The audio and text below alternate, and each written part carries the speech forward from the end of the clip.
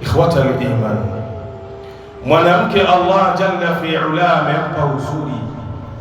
Kila mmoja anafahamu fitna ya mwanamke na kila mmoja anafahamu ushawishi wa mwanamke.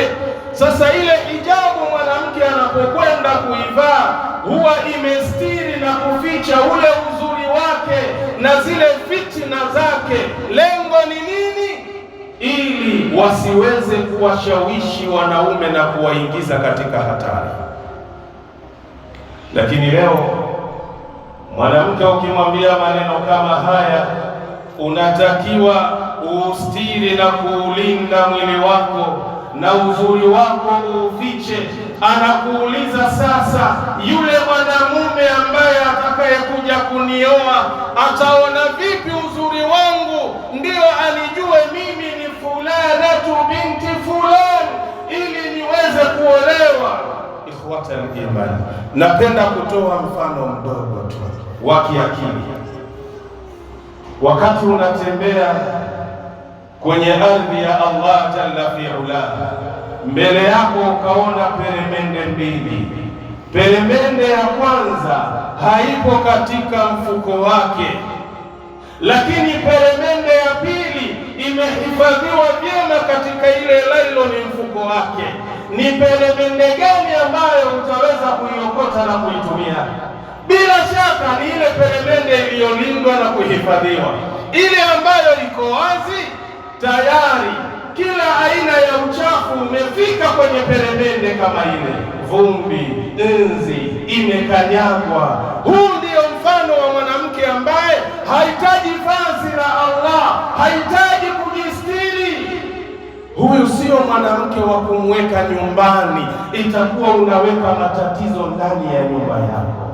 Mwanamke ni yule ambaye atauficha uzuri wake, uzuri ule mume aje auone baada ya kumuoa, ndio anaona masha Allah, Mwenyezi Mungu amemuumba mke wake. Kwa hiyo mwanamke, vazi la hijabu ni kwa sababu yake yeye, kulinda heshima yake na uzuri wake.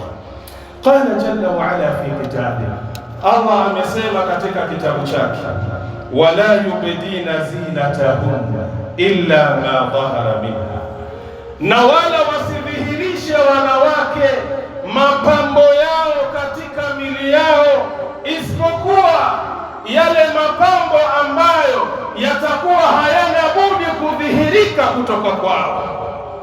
Mathalan, kuna mwanamke mashaallah, Allah amembariki shehe, amempa umbile ambalo ni kubwa.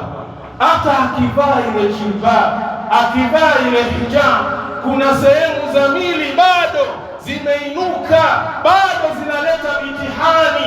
Mwanamke huyo amesamehewa, ile ni dharura, kwa sababu hata akafanyaje, ile sehemu anapovaa jilbab, nguo ambayo ni pana, inakwenda kudhihirisha baadhi ya sehemu zake za fitina katika mwili.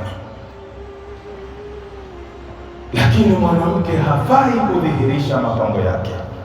waliyadribna bikhumurihinna ala juyubihin, Allah anasema na washushe shungi zao, yani hijabu zao zitoke juu ya vichwa vyao, zije zivuke katika vifua vyao, matiti yao. Hijabu inatakiwa ishuke, ifiche huo uzuri wa mwanamke.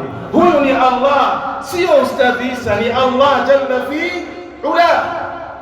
Kaangalia Suratu Nuri aya nambari 31.